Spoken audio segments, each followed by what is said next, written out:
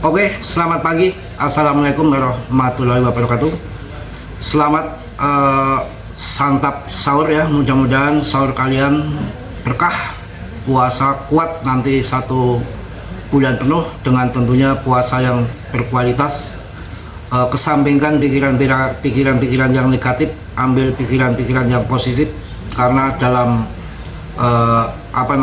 ibadah puasa itu kesempatan yang sangat bagus untuk mengumpulkan emas permata pahala untuk kita. Belum tentu usia kita mampu hidup sampai puasa berikutnya, tidak ada jaminan. Jadi sabar dengan kondisi market turun seperti ini. Saya akan memberikan sedikit motivasi ataupun spirit untuk kalian semua. Yang namanya kripto naik turun itu sudah kerjaannya kripto, karena di sini game untuk membuang tangan-tangan yang lemah. Apalagi holder yang sudah masuk harga di bawah itu pasti digoncang, digoyang psikis kita, digoyang dompet kita, digoyang ekonomi kita. Itu sudah pasti. Nggak ada istilah perang, nggak ada istilah tarif dagang. Bahkan berita-berita yang bagus-bagus pun market bisa terjun, karena ada pengendali. Satu adalah market maker yang dananya nggak ketulungan. Yang kedua paus, ada megalodon. Pospaunya istilahnya banyak sekali. Kalau paus kelasnya di bawah megalodon. Megalodon tuh raksasanya paus ya. Jadi di saat turun gini kalian akumulasi pun harus bertahap. Yang sekarang masuk di bawah, jikalau nanti biasanya dipancing mendekati lebaran terbang, kalian segera TP. Yang ambil di bawah, yang sudah sakut tunggu sampai nanti kejemput. Kemudian pas saat lebaran biasanya tanggal merah, hari besar apapun, volume mengecil dan terjadi penurunan harga. Disitulah kalian untuk masuk di saat nanti ada bantingan lebaran. Tapi itu pun nggak jaminan, kadang market sideways saja. Siklus daripada market winter, crypto winter sudah terjadi dari tahun 2025 di awal tahun, dan ini masuk di fase siklus bull baru. Yang disampaikan banyak pakar, kenapa siklus bull baru akan lebih matang. Sekarang lagi proses penggarapan clarity aset. Dari info dari mana tadi saya lupa, udah saya sampaikan di video sore tadi. Itu nanti akan segera disahkan di tahun ini, lambatnya katanya bulan April diundur lagi. Yang penting tahun ini tahun bull.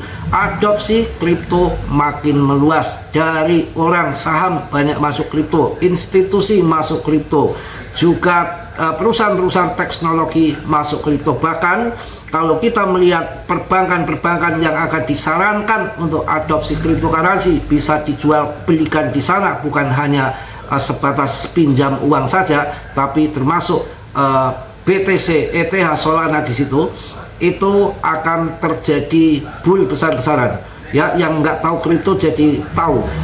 Ini untuk memperluas adopsi kripto yang makin meluas. Ini baru sedikit yang menjadi gap permasalahan yang lagi digarap. Ini adalah stable coin.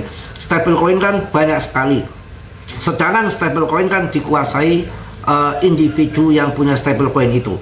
Ya, dan kalian tahu saya juga bingung mikirnya, karena di dalam dunia yang global ini itu kan semua menggunakan uang fiat masing-masing negara ataupun standar dolar kan di situ. Tapi ini ada muncul stable coin yang memang untuk jual beli kripto, mata uang stable coin ini nanti di mana, bagaimana pengaturannya di dalam perbankan, ini yang lagi mereka garap.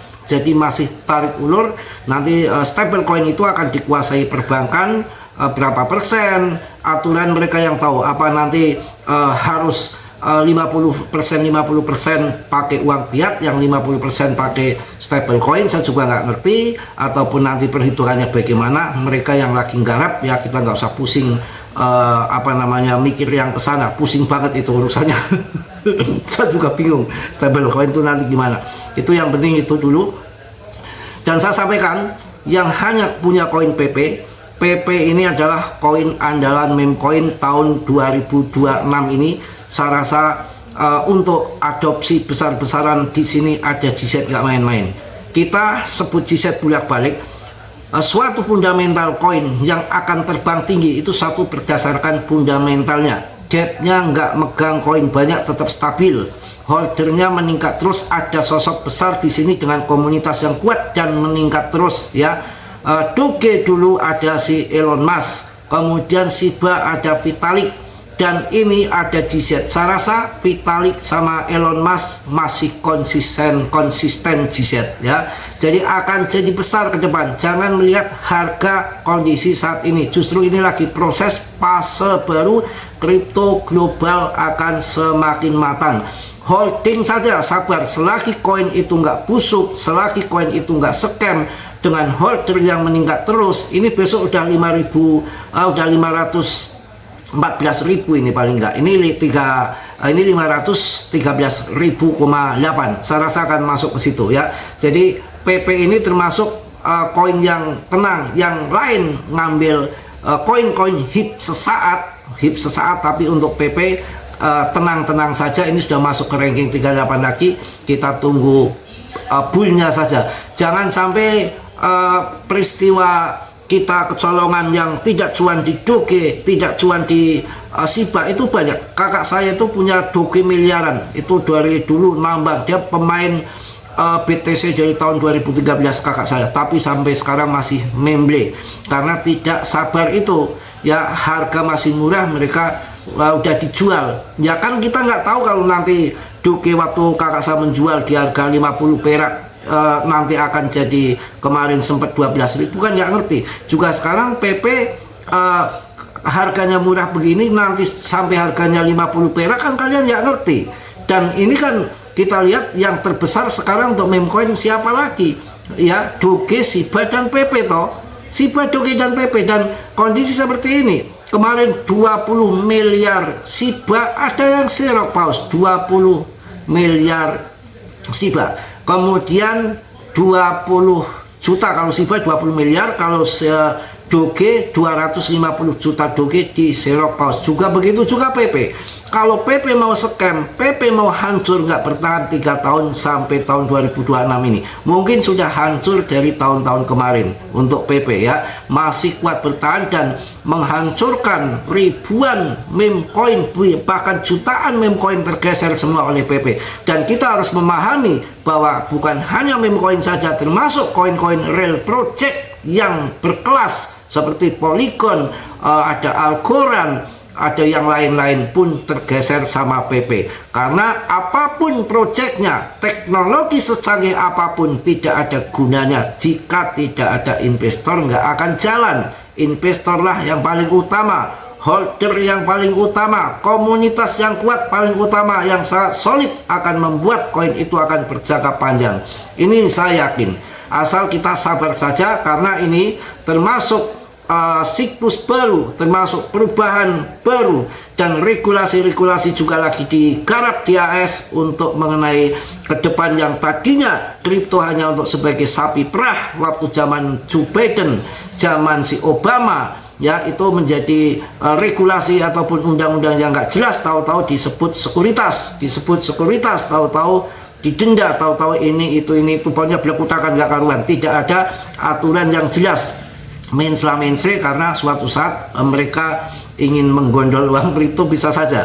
Tapi ini enggak. Jadi setelah kita tahu Presiden Trump itu presiden yang memang dia hobi kripto, ya, hobi investasi kripto, saya rasa nggak akan hancurkan kripto, saya rasa akan mengangkat kripto. Dan dia dibesarkan waktu kampanye kemarin jadi presiden, banyak bantuan dari BTC, ETH, USDT, itu semua dibesarkan orang-orang kripto. Apalagi yang sebelum Presiden Trump yang namanya GZ dikasuskan terus, karena dengan tidak jelasnya regulasi itu GZ dikasuskan terus ya, dari zaman Obama, dari zaman Biden. Sekarang GZ malah menjadi kayak gini nih, deket banget erat sama dengan Trump, sampai ada kerjasama stablecoin USD1. Artinya apa?